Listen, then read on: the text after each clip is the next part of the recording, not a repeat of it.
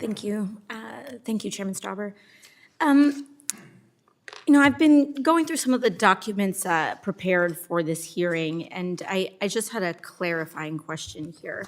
Mr. Holt, on your disclosure form for the hearing, you have submitted under the question of whether you are a fiduciary of any organization or entity that has an interest in the subject matter of the hearing. You've answered no to that, correct?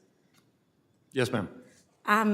Just to clarify, you are the president of the Consumer Energy Alliance. You also are the managing partner of HBW Resources, correct? Correct. Which is a registered lobbying firm for CEA? Correct. You have no fiduciary responsibility in either of those organizations? I have a fiduciary responsibility in both those organizations. CEA is a independent organization run by a board of directors that is contracted to HBW to help manage CEA. So you do not have a fiduciary responsibility in either of those organizations? In terms of being responsible for the organizations, yes, I do have a fiduciary duty. So you You're do correct. have a fiduciary responsibility. Now, in terms of interest in the hearing, CEA has membership of, that includes the American Petroleum Institute, Chevron, Arena Energy, ExxonMobil, National Ocean Industries Association, Shell, et cetera. Correct. Would you like to correct your disclosure form? No, I'm not sure I understand the nature of the question. Consumer Energy Alliance is a 501c4 that is a membership-driven organization. It's got approximately 380 member companies that are members of CEA. All are listed on our website. All our tax forms are listed on the website, so the annual revenues of CEA are public and transparent. The board of directors for CEA runs the organization. The board of directors has hired HBW to help manage that organization. And HBW receives, from what I'm seeing in the IRS filing, 74% of CEA's revenue went to HBW. You are the president of CEA and you're the managing partner of HBW. That's correct. And CEA's revenue comes from? The member companies. Which includes the American Petroleum Institute. And 380 other member companies. Including Correct. Shell, ExxonMobil, and Occidental But Petroleum. I would add to this, for the record here, 75% of CEA's membership does not produce a molecule of energy at all. So they are consumers representing farmers, manufacturers, small businesses, and families all over the country. Okay, I see. The other thing I'd like to follow up on as well is HBW is also registered that they lobby directly for oil and gas interests like Louisiana Mid-Continent Oil and Gas Association, correct?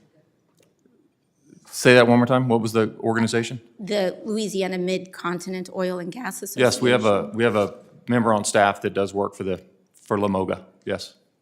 So the filing is that you are not a fiduciary of an, I'm just trying to clarify, you're the managing partner of a lobbying firm that has oil and gas clients. You are a witness today as a CEA, but we are seeing no disclosure of that in the documents for this hearing.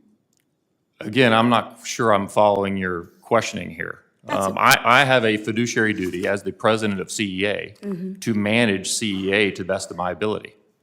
I'm trying to fulfill that on a daily basis. And the CEA membership, which is largely made up of consuming entities all over the country, I also have a fiduciary duty to a certain extent extended through CEA to all those organizations. Okay, and why was that not, but why was your answer that you did not have a fiduciary, whether you were not? I think I probably interpreted that question of, do I have a financial stake or do I own stock or something in one of these companies, which is, I think I answered it correctly. We can explore that.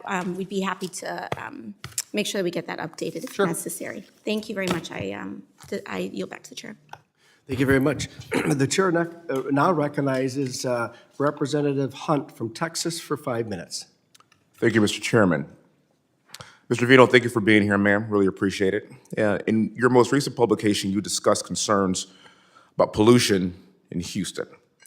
I've lived in Houston my entire life, and I can tell you on the firsthand account that this is the cleanest and safest I've seen Houston actually in my entire lifetime. When I was in middle school and elementary school, I remember not being able to go to school because of smog days.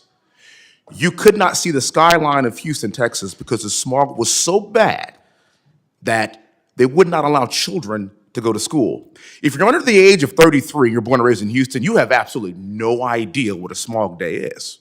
Now, I recognize that we aren't perfect, and I understand that we have a ways to go, but I think this is a testament to the work done by the oil and gas industry and actually to innovate to make it safer and cleaner as we continue to do so for the future. No one on the planet produces energy cleaner and safer than American oil and gas, especially the companies in my district. The entire energy corridor is in my district, and I pride myself in being the energy congressman of the entire world.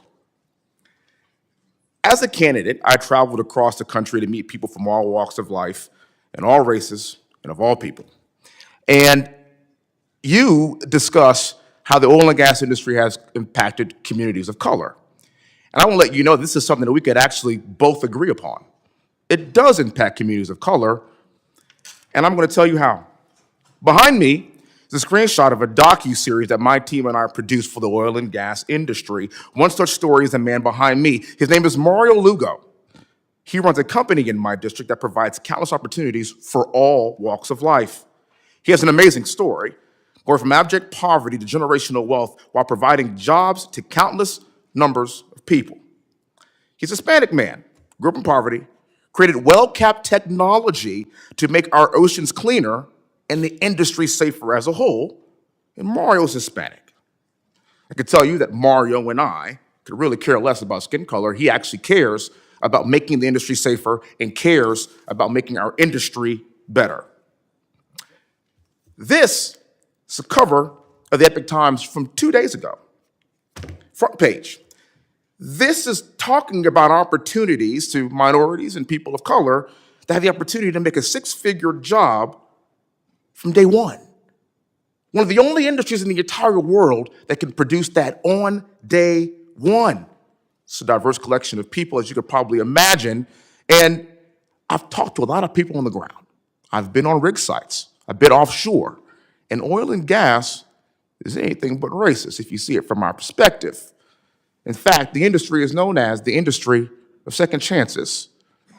While visiting one of the sites, I was speaking with a black gentleman, Plains All-American in Oklahoma, who said that, quote, the oil and gas has been a godsend to him. He explained that there were workers of color and diversity and people that had prior criminal convictions, a lot of people that had no chance of employment in any other industry, and that the oil and gas industry is, as I said, is the place of second chances. And that sounds like the land of opportunity that our country was founded upon. Oil and gas for the next 20, 30, 40 years, or my lifetime, is not going anywhere. In fact, as the global population continues to increase, as we push to 10 billion more people, we're going to need more barrels of oil and more energy. And I'm not talking about the champagne problems we have in this country. I'm talking about developing countries like Africa and Asia and India. The issue here is not necessarily where we're at in terms of how much pollution we are encountering right now. The issue is how do we continue to innovate and allow the oil and gas industry to innovate to get to the minimal amount of pollution as possible. Right now, the United States is about 12.8% of the world's carbon and decreasing. This notion that we are going to replace energy in oil and gas is a lie. There is no such thing as energy transition. It's only energy addition. And at some point, as we get to the most abundant, more abundant, reliable source of energy for the future, we'll get there at some point through innovation. But it's not going to be by shutting down the very industry that allows us to sit in this room comfortably. It's going to allow me to get on a plane and fly back home tomorrow, hopefully. Thank you for that industry. We will continue to innovate. We will continue to make Houston cleaner. But I got to tell you, in my 42 years of existence, it's the best I've ever seen it. With that, I yield back my time.